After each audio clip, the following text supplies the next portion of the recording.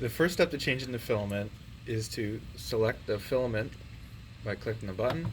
That's not the right button. And then unload. What it's going to do is it's going to heat up the extruder to 215 Celsius, and then it will begin pushing out the filament.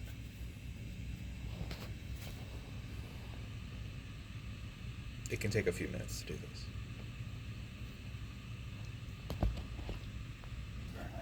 Because I, as a dumb American, I don't know what Celsius means.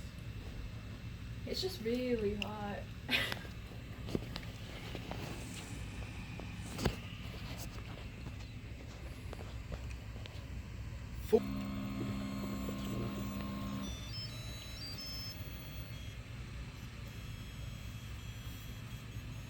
So now the unloading is complete. I can easily pull out the end. It makes a new nice little end for it.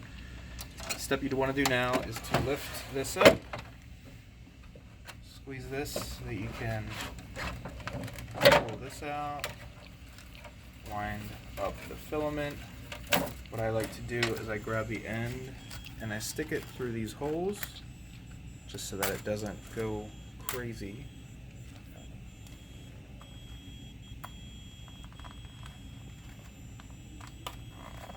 Just like that. Put it back in the bag, which I don't have here.